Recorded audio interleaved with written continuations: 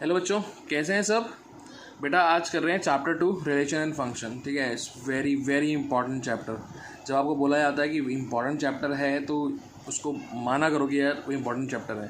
कई chapter marks की वजह से होते हैं कि हायर वेटेज के मार्क्स के इसके होते हैं, इसलिए इंपॉर्टेंट होते हैं। बट ये चैप्टर ऐसा नहीं है कि हायर वेटेज का है, अच्छे क्वेश्चन आते हैं इसके, अच्छी मार्किंग के, बट कॉन्सेप्ट वाइज ये वेरी इंपॉर्टेंट चैप्टर है और उसका कॉन्सेप्ट काफ़ी जगह यूज़ होता है, टिग्नोमेट्री में भी यूज़ होता है। ठीक है, आगे भी बहुत जगह इसका यूज़ है, तो it's a very very important chapter. ठीक है, इसमें सबसे पहले हम पढ़ेंगे Cartesian product. Cartesian product of two sets. Product of two sets.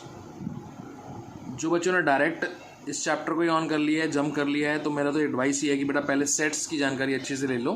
ठीक है, सेट्स चैप्टर की वीडियोस करो पहले सारी, देन इसके बाद इस चैप्टर को शुरू करना। ठीक है, सेट्स की नॉलेज होना बहुत ज़रूरी है इस चैप्टर के लिए। ठीक है, तो Cartesian product of two sets क्या है? सपोज एक सेट दिया हुआ ए, क्लैरिफाई करेंगे आपको बारे में, समझाते हैं कि बनता कैसे है कार्टेशियन प्रोडक्ट। ठीक है, ए सेट दिया हुआ, उसमें एलिमेंट है 1 2 3, एंड सेट बी दिया हुआ है, उसमें एलिमेंट है 4 5 एंड 6। ठीक है, तो जो ए मल्टीप्लाई बी ये होगा, ये आपका क्या है? Cartesian product. क्या है ये? Cartesian product. Cartesian product. ठीक है, सपोज कोई दो सेट है ए एंड बी, 1 2 3 लिया था हमने, यहाँ पे 4 5 6 है, तो ए का प्रोडक्ट 4 से भी, 5 से भी और 6 से भी, 2 का प्रोडक्ट 4 से भी, 5 से भी और 6 से भी, एंड 3 का प्रोडक्ट 4 से भी, 5 से भी, 6 से भी। ये होता है आपका कार्टेशियन प्रोडक्ट। ठीक है, लेकिन प्रोडक्ट करते कैसे? मल्टीप्लाई नहीं कर देना आपने। इसमें हमारे पास जो चीज़ें आती हैं वो आती हैं ऑर्डर्ड पेयर। क्या आते हैं? पेयर में नंबर आते हैं और वो ऑर्डर्ड, एक पर्टिकुलर ऑर्डर लिए हुए होते हैं। ठीक है, जैसे मैंने 1 को अगर 4 से किया, आई विल राइट 1 4, एक एलिमेंट के तरह इसको लिखूंगा मैं। ठीक है, 1 5 1 6, 1 को 4 से, 5 से और 6 से कर दिया। Similarly 2 4 2 5 2 6 and 3 4 3 5 and 3 6। हमें इनको ऑर्डर्ड पेयर क्यों कहा? ऑर्डर्ड पेयर का सेट क्यों कहा बेटा? क्योंकि ये ऑर्डर लिए हुए। ऑर्डर क्या लिए हुए? अगर आप ए क्रॉस भी कर रहे हो तो each element, each first element वो बिलोंग कर रहा है सेट ए को। से 1 के साथ एक एलिमेंट है, 1 के साथ, यहाँ पे 2 के साथ और 3 के साथ, तो सभी एलिमेंट्स के अंदर जो पहला नंबर है वो सेट ए को बिलोंग कर रहा है और दूसरा नंबर सेट बी को बिलोंग कर रहा है। तो एक ऑर्डर्ड में, यानी अगर मैं बी क्रॉस ए करूँ तो ऑब्वियसली बी के एलिमेंट्स पहले आएंगे सारे। तो बी क्रॉस ए अगर हम करेंगे तो बी क्रॉस ए हमारे पास क्या बनने वाला है? That is 4 1 4 2 4 3 5 1 5 2 and 5 3, 6 1 6 2 and 6 3। ठीक है, तो इस केस में बी के एलिमेंट क्या है? पहले हैं, तो इसलिए इसे हम बोलते हैं बी क्रॉस ए। क्या बोलते हैं? B cross A. तो ये है अपना कार्टेशियन प्रोडक्ट। एनसीईआरटी ने किस तरीके से समझाया हुआ है इसको? करा तो यही हुआ है, ठीक है, लेकिन उसने एक समझाने के लिए एक तरीका और लिया है। से सपोज करो यहाँ पे मैंने एक्सेस ले लिया, एक्स 0 वाई एक्सेस। ठीक है, मैंने सेट ए के लिए एलिमेंट यहाँ लिख दिया 1 2 एंड 3, 1 2 एंड 3। ठीक है, और यहाँ पे लिख दिया मैंने क्या?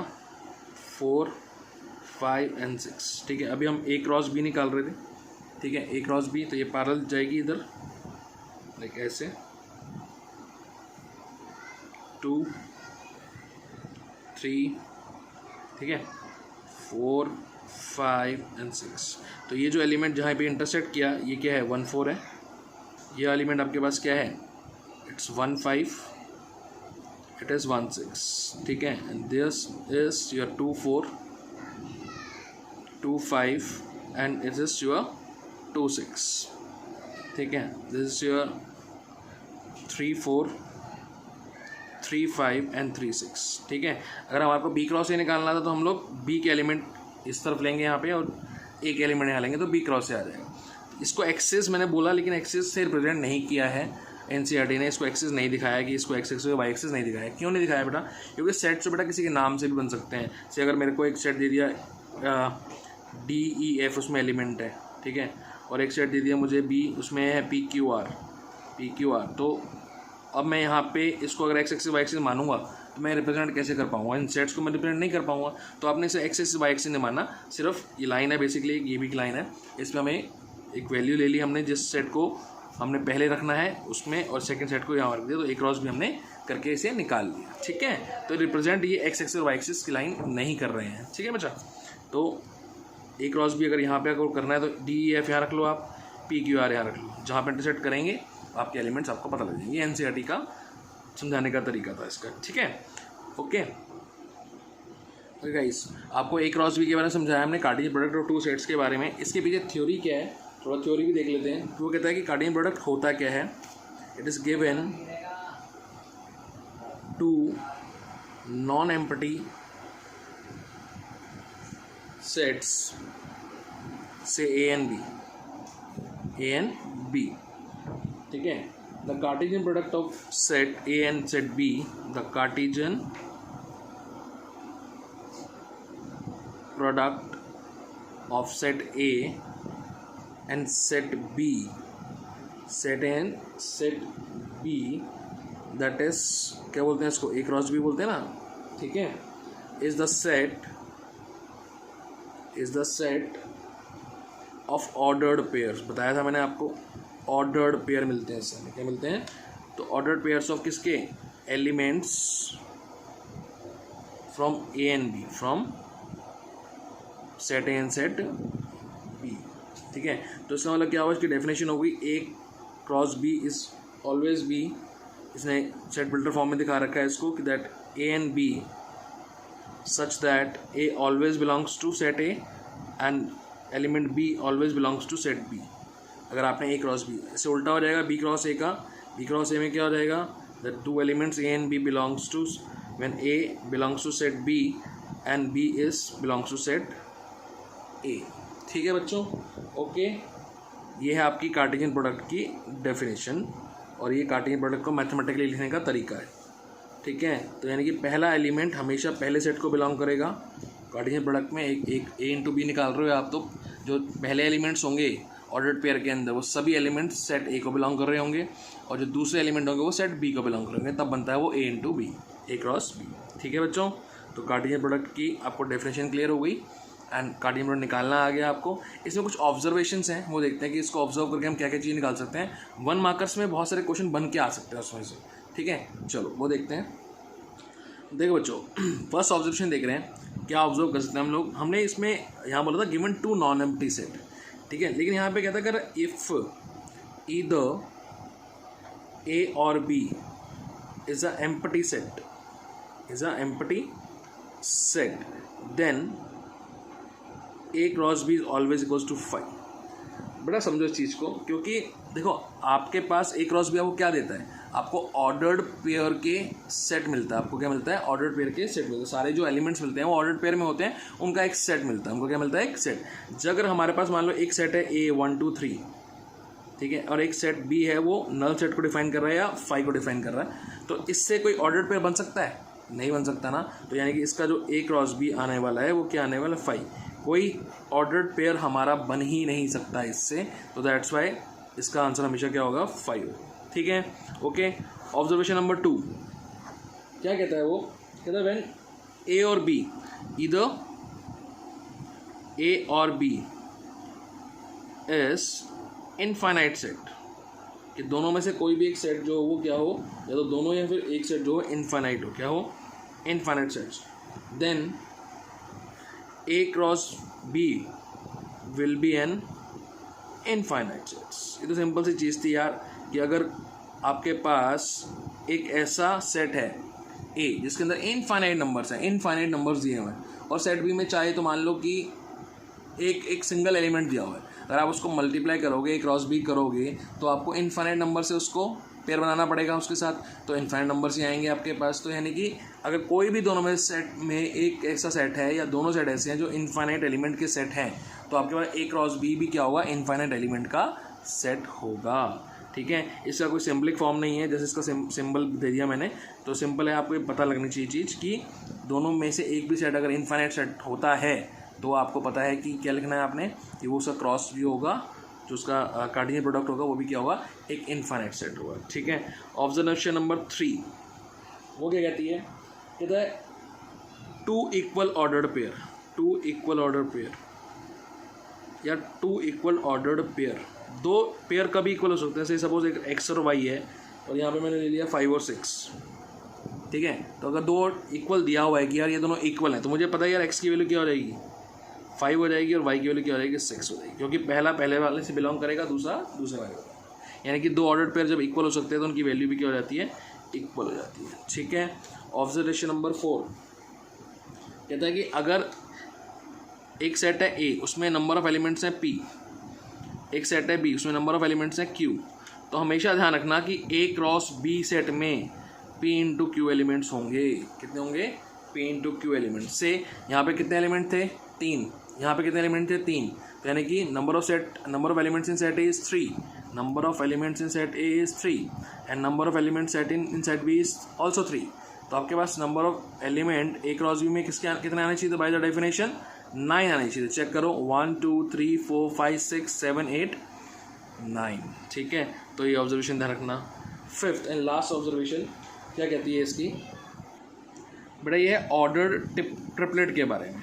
ऑर्डर्ड ट्रिपलेट क्या होता है, सिंपल सी चीज़ थी, अगर मैंने दो सेट को मल्टीप्लाई किया, एक क्रॉस भी निकाला, तो मुझे जो एलिमेंट्स मिले, सेट के एलिमेंट्स जो मिले वो पेयर में मिले। किसमें मिले, तो मैंने वो क्या बोला, ऑर्डर्ड पेयर। सपोज करो आपके पास एक सेट है ए -1 1, ठीक है। You need to find A cross A, ये आपको निकालना है। सबसे पहले आप क्या करोगे, ए क्रॉस ए निकालोगे। For that -1 1 multiply by -1 and 1, तो आपके पास पेयर में एलिमेंट आने वाले हैं, वो क्या आएंगे, इट्स -1 और -1, ठीक है। -1 1 1 -1 एंड 1 1, ये एलिमेंट्स मिलेंगे आपको। अब ए क्रॉस ए को अगर मैं वापस से किससे कर दूं, ए से कर दूं, तो यानी कि मैं इसको दोबारा से किससे कर रहा हूँ, -1 और 1 से। तो एलिमेंट्स मेरे पास कितने हो जाएंगे, दैट -1 -1 -1 एंड -1, इस तरह से सारे एलिमेंट आएंगे। तो ये जो होते हैं क्या होते हैं, ये ऑर्डर्ड ट्रिपलेट्स, इसे कहते हैं ऑर्डर्ड ट्रिपलेट्स, ठीक है। 3 एलिमेंट आ जाते हैं ना। अब यहाँ से फिलहाल इसमें ए क्रॉस बी क्रॉस सी 3 सेट से लेना, हम 3 सेट को मल्टीप्लाई नहीं करने वाले हैं, तो ऐसा कुछ नहीं है। लेकिन आपको समझा दिया कि ऑर्डर ट्रिपलेट क्या होते हैं।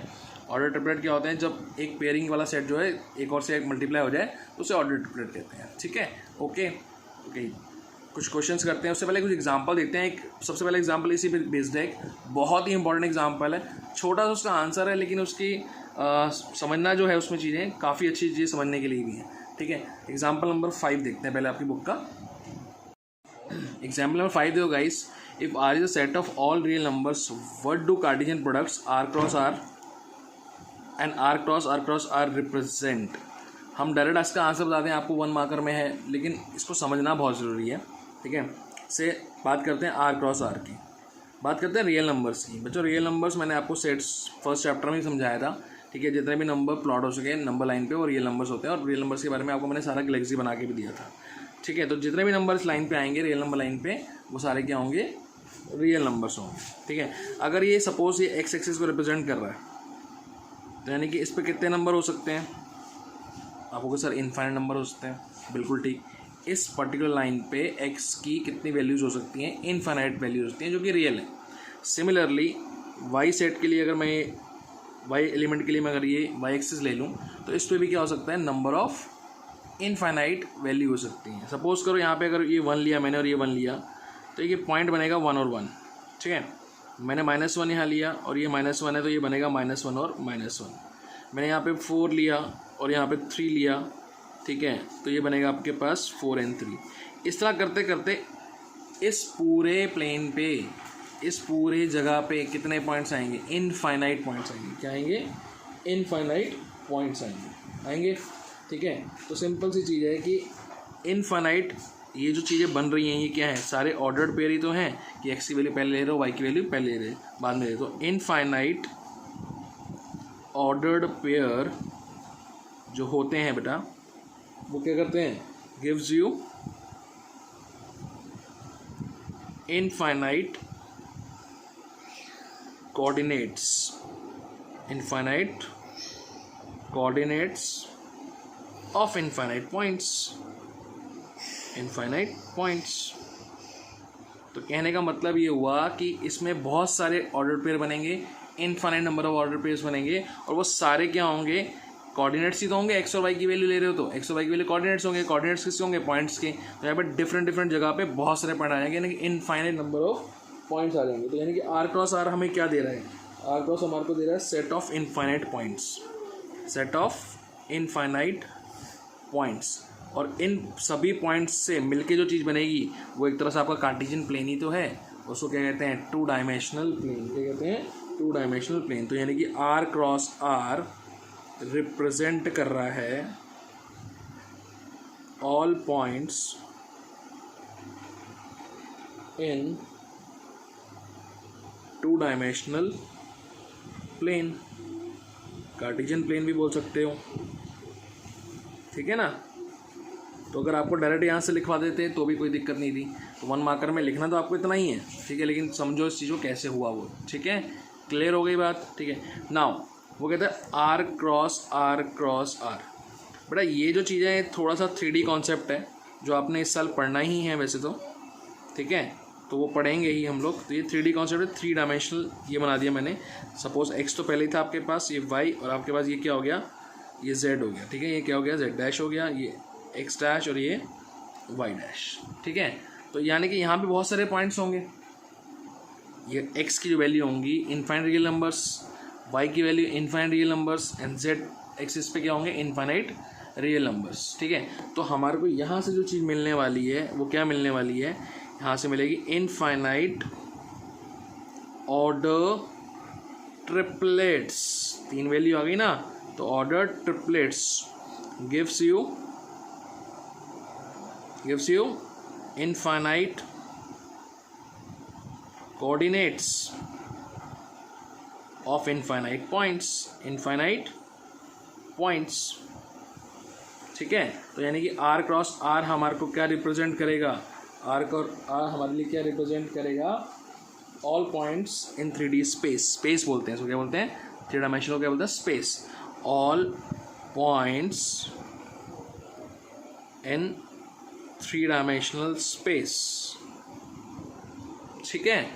तो ये एक चीज़ याद रखना, ये भी 1 मार्कर में है बेटा, ये भी पूछ सकता है, अच्छा क्वेश्चन था 1 मार्कर के लिए, ठीक है, क्लियर। और एग्जांपल देखते हैं कुछ। और जो एग्जांपल नंबर 6 क्या कह रहा है, if A cross B set दिया हुआ है आपको, पी क्यू ऑर्डर पेयर में एलिमेंट से P R M Q and M R, ठीक है। कहते हैं फाइंड करो set A and set B. तो क्या समझाया था आपको हमने कि ऑर्डर्ड पेयर क्यों कहते हैं इसमें, कि जो पहला एलिमेंट है वो ए क्रॉस बी अगर सेट है तो वो ए को बिलोंग करेगा, और जो दूसरा एलिमेंट है वो किसको बिलोंग करेगा, बी को। तो सेट ए हमारे पास उसके एलिमेंट्स क्या आ जाएंगे, P and M, and set B के एलिमेंट्स हमारे पास क्या आ जाएंगे, दैट क्यू एंड आर, ठीक है। ओके, सिंपल था ना।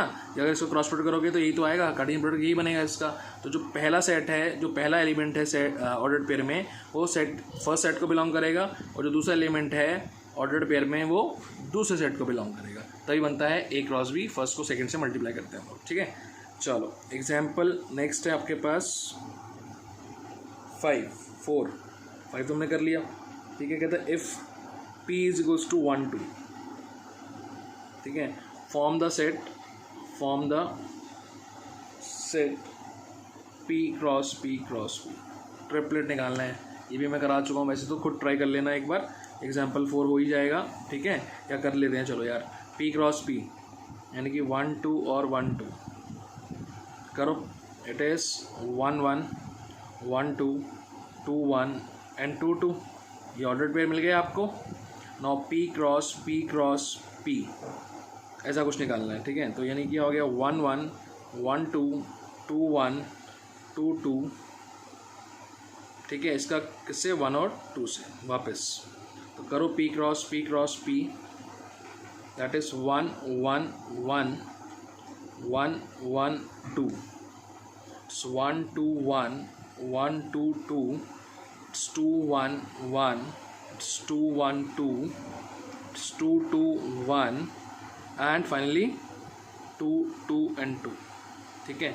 कितने एलिमेंट्स बने, 1 2 3 4 5 6 7 8। क्या समझाया था आपको कि मल्टीप्लिकेशन में क्या होगा, number of element in P cross P into this. तो यानी कि इसमें 4 एलिमेंट्स थे और इसमें कितने थे, 2, तो 4 2 8 आगे नहीं आ गए, ठीक है। ओके नेक्स्ट देखो,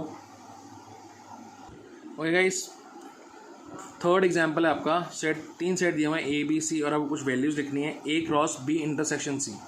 अब बी इंटरसेक्शन सी आपको निकालना आता है, ठीक है ना, सेट्स जरूर करना बच्चों, ठीक है ना। 3 4 4 5 6 कॉमन एलिमेंट कौन सा है बी और सी में? कॉमन एलिमेंट, कॉमन एलिमेंट्स क्या है बेटा? 4, क्या है? 4, ठीक है। Now A cross B intersection C means 1 2 3 किससे मल्टीप्लाई? 4 से, ठीक है। तो क्या रहेगा बच्चों? इट्स 1 4 2 4 3 4, ठीक है, ओके। ये आपका आ गया A cross B intersection C. Second आपके पास ए क्रॉस बी निकाल लो पहले। ए क्रॉस बी देखते हैं क्या होएगा, ए और बी का क्रॉस, यानी कि 1 3 1 4 2 3 2 4 3 3 एंड 3 4, ठीक है। ऐसे ही ए क्रॉस सी निकालो। ए क्रॉस सी दैट इज 1 4 1 5 1 6 2 4 2 5 2 6 3 4 3 5 3 6। ये आ गया बच्चों ए क्रॉस सी। अब इन दोनों के बीच में इंटरसेक्शन ढूंढना है आपने, A cross B intersection A cross C, ठीक है। ए क्रॉस बी और ए क्रॉस सी में इंटरसेक्शन ढूंढो। 1 3 कहीं नहीं है इसमें, 1 4 है, यस, तो पहला एलिमेंट मिल गया मुझे 1 4। 2 3 नहीं है, 2 4 बिल्कुल है, ठीक है। 3 3 नहीं है, 3 4। तो ये 3 एलिमेंट कॉमन है मेरे ख्याल से, ठीक है। तो आपका पास ये आंसर हो गया 1 4 2 4 एंड 3 4, ठीक है। थर्ड पार्ट क्या था इसका? कहता है कि ए क्रॉस किसका करना है इसको? बी यूनियन सी के साथ। किसके साथ? तो पहले बी यूनियन सी निकाल लो यार, बी और सी को यूनाइट करो, कॉमन को एक बार लिखते हैं ना, तो 3 4 5 6, तो 3 4 5 6, ठीक है। ए के साथ क्या करना है इसका? कार्टेशियन प्रोडक्ट निकालना है, ठीक है। ए आपके पास 1 2 3 है और ये 3 4 5 6 है, करो। ये आ जाएगा आपके पास 1 3 1 4 1 5 1 6, फिर 2 3 2 4 2 5 2 6 3 3 3 3 4 3 5 एंड 3 6। 1 2 3 एलिमेंट्स में थे, 4 एलिमेंट में थे, 12 एलिमेंट्स होने चाहिए। 1 2 3 4 5 6 7 8 9 10 11 12, ठीक है, ओके। फोर्थ पार्ट खुद कर लेना है इसका, ठीक है जी, ओके। चलो नेक्स्ट देखते हैं। फर्स्ट एग्जांपल देखो, कहता है दिस इक्वल टू दिस। मैंने बताया था ऑर्डर पेयर की इक्वालिटी, यानी कि पहला एलिमेंट पहले सेट के एलिमेंट से करेगा, दूसरे को दूसरे से इक्वेट करोगे आप। तो x - 1 equals to 3 and y - 2 equals to 1। तो x की वैल्यू क्या हो गई? 4 एंड y की वैल्यू क्या हो गई? That is 3। सिंपल था ये तो, ठीक है। एग्जाम्पल 2 क्या कहता है? एग्जाम्पल 2 आपका है बेटा, सिंपल है ये भी बेटा। P दे रखा है, Q दे रखा है, फॉर्म करने P क्रॉस Q और Q क्रॉस P आप कर ही लोगे, और आर दिस 2 इक्वल चेक कर लेना, आंसर बता देना मुझे क्या आया, येस और नो, ठीक है गाइस। 2.1 कंप्लीट करना, ठीक है। आफ्टर इसको वीडियो को देखने के बाद नोट्स बनाना है, ठीक है। तो चैप्टर बहुत अच्छा है ये, ठीक है। अभी सेकंड वीडियो थर्ड वीडियो, इसके बाद जब आप लोग मुझे बता दोगे कर लिया है कंप्लीट, देन वो उसके बाद आ जाएगी, ठीक है। बट उससे पहले सेट्स की सारी वीडियो कंप्लीट करना, ठीक है। चलो टेक केयर।